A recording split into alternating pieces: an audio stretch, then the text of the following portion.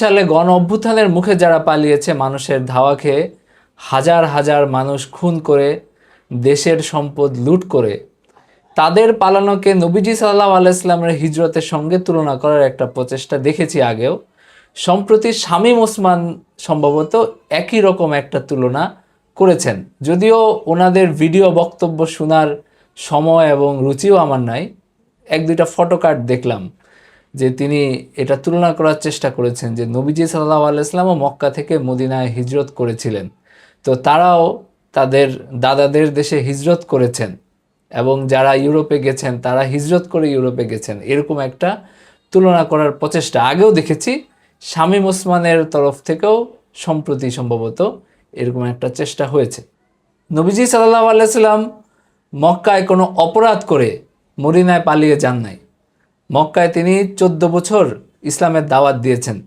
এই সময়ের মধ্যে তিনি কাউকে হত্যা করা তো দূরের কথা, কাউকে ফুলের টোকাটাও দেন নাই এবং তার সাহাবীদেরকেও কঠোরভাবে নিষেধ করেছিল, যাদের অনেকেই হযরত ওমরের মতো বীর যোদ্ধা, হযরত হামজার মতো বীর যোদ্ধা, যাদের অনেক কিছু করার ক্ষমতা ছিল, কিন্তু তাদেরকে কঠোরভাবে নিষেধ করা ছিল। তারা কারো গায়ে হাতও তোলেন নাই, খারাপ ব্যবহারের বদলায় খারাপ ব্যবহারও করেন নাই, উত্তম ব্যবহার করেছেন।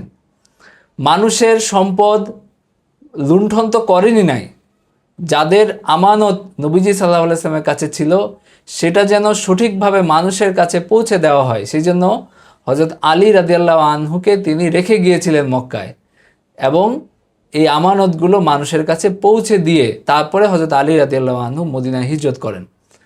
তো এরকম একটা হিজরতের ঘটনাকে তারা তুলনা করছে হাজার হাজার মানুষ খুন করে, দেশের সম্পদ লুট করে পালিয়ে যাওয়ার সাথে।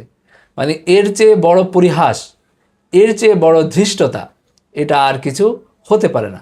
তারা অন্যান্য দলকে বলে যারা তারা ধর্ম ব্যবসা করে, কিন্তু সবচেয়ে বড় ধর্ম ব্যবসা করে এরা। যখন নিজের স্বার্থের প্রয়োজন হয় তখন নবীজির নাম নেয়, মদিনার নাম নেয়, আর কাজের ক্ষেত্রে নবীজি সাল্লাল্লাহু আলাইহি ওয়াসাল্লামের সবচেয়ে বড় বিরোধিতা এরাই করে। মক্কায় নবীজি সাল্লাল্লাহু আলাইহি ওয়াসাল্লামের উপরে নির্যাতন হয়েছে, তার সঙ্গী সাথী যারা ছিলেন তাদের উপরে নির্মম নির্যাতন হয়েছে, তাদের অনেককে খুনও করা হয়েছে, কিন্তু আল্লাহ তাআলা বলেছেন তোমরা ধৈর্য ধারণ করো। কাফেররা বাড়াবাড়ি বন্ধ করে নাই এবং শেষ পর্যন্ত নবীজিকে হত্যার ষড়যন্ত্র করেছে, অর্থাৎ চূড়ান্ত সীমালঙ্ঘন যখন করেছে তখন মক্কা থেকে মদিনায় হিজরত করার পথে আল্লাহ তাআলা জিহাদের আয়াত নাজিল করেছেন, উযিনা লিল্লাযীনা ইউকাতালুনা বিআন্নাহুম যুলিমু, যাদের উপর জুলুম করা হয়েছে তাদেরকে এবার যুদ্ধের অনুমতি দেওয়া হইল। ওয়া ইন্নাল্লাহা আলা নাসরিহিম লাকাদির, এবং আল্লাহ তাআলা তাদেরকে সাহায্য করতে সক্ষম। অর্থাৎ এত কিছুর পরে এরপরে যুদ্ধের অনুমতি আসছে। এর আগ পর্যন্ত মুসলমানরা কারো কোনো ক্ষতি করেন নাই, কারোকে কোনো আঘাত করেন নাই।